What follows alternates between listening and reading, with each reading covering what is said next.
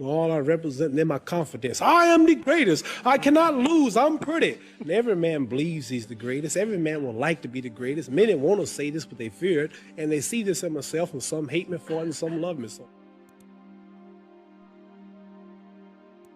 Do you have a bodyguard? No. You don't? I got one bodyguard. He has no eyes, though he sees. He has no ears, though he hears. He remembers everything with the aid of mind and memory. When he wishes to create a thing, he just orders it to be, and it comes into existence. That's God. Oh, he's my bodyguard. He's your bodyguard. He's the supreme. What would you like people to think about you when you've gone? I'd like for them to say he took a few cups of love. He took 1 tablespoon of patience, 1 teaspoon of generosity, 1 pint of kindness. He took 1 quart of laughter, 1 pinch of concern, and then he mixed willingness with happiness. He added lots of faith, and he stirred it up well. Then he spread it over a span of a lifetime, and he served it to each and every deserving person he met.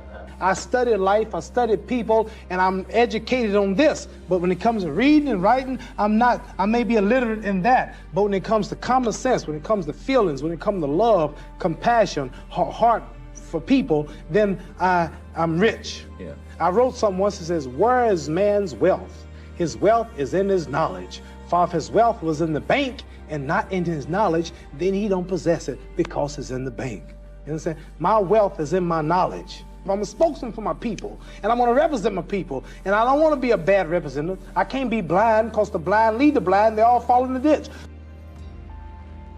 I want to say something right here. This might make you all think. Life is not really long. Let's say the average person 30 years old. If you're 30 years old, you are not but about 7 years old. How can I prove it?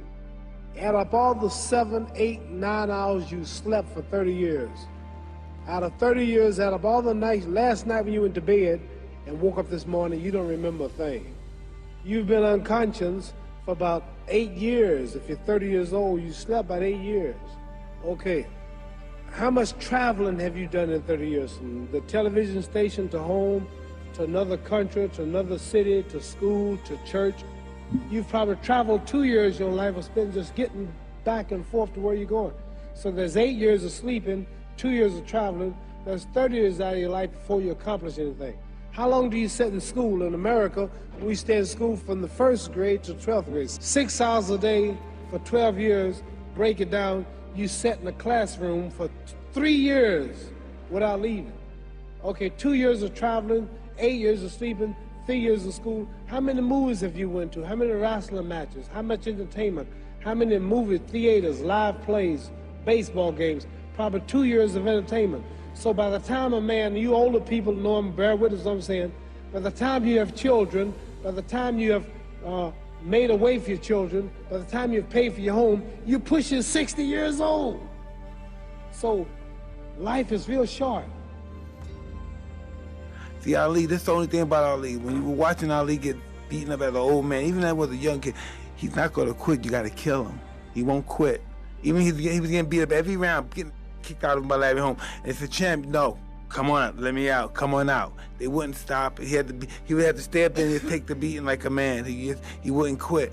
And the way I respect a guy like that so much, I have so much admiration for a guy like that so much, but it's just not right to do you that way as a human being. Just say it's over. I come back and fight another day else. You got me, you know. And listen, I always like to think I'm a bad.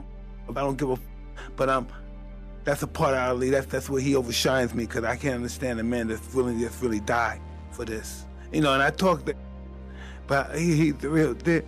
Why does it make you emotional? Is it talking about him or the relation to you? Me, Ali's a giant. There's no way other fighters can match him. He'll die for this shit. He'll die. I'm not gonna die for this. Everybody has a purpose in life. Everybody has a destiny. And the knowledge of that destiny enables one to fulfill it.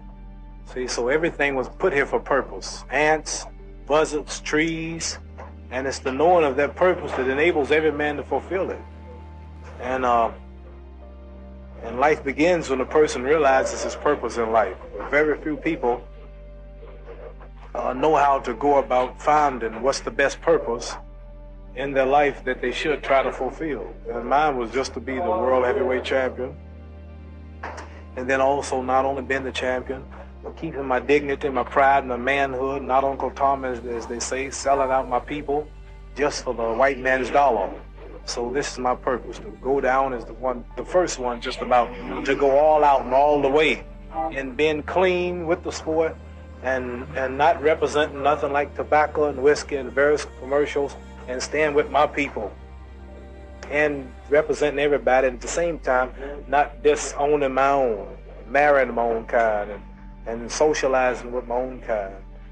But I belong to the world as far as being the champion, but I let it be known that I am black, and I will always be black and with black, even if I mean give up all the money and everything that I can be offered from boxing.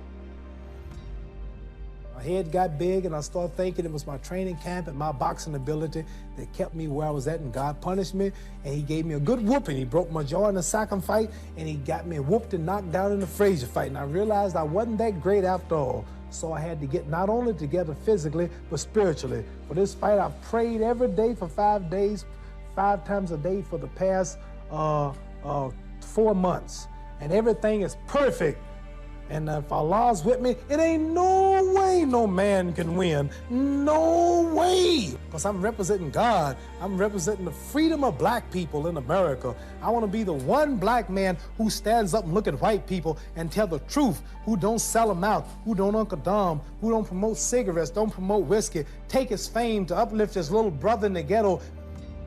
How do we treat each other? How do we help each other?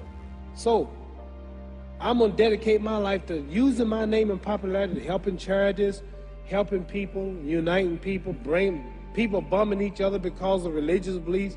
We need somebody in the world to help us make peace. So when I die, if there's a heaven, I want to see it. Because we live how long? 80 years? The odds are everybody in this room, some of you are going to be dead 20 years from now, some of you are going to be dead 50 years from now, some are going to be dead 30, and some are going to be dead 60, 70 years from now. We all going to die soon. And if you live to be, say, 125 years old, which we don't do, right? Let's say we live to be 250, and you can have sex for 145 of those years. You're going to come to the end after that. So, we don't have but about 80 years on earth. This is a test to see where will we spend our life in heaven and hell. This is not the life now. Your real self is inside you. Your body gets old. Some of you go to look at the fridge, you don't have no teeth. Your hair is leaving you. Your bodies get tired. But your soul and your spirit never die. That's going to live forever. So your body is just housing your soul and spirit. So God is testing us on how we treat each other, how we live, to see where our real home be in heaven. So this physical stuff don't last for so long. So my car, this building is going to be here when the man who built it dead. There have been many kings and queens of England. They're all dead. After this one is gone, another one will come. So we don't stay here. We're just trustees. We don't own nothing. So what am I saying? The most important thing about life is what's going to happen when you die.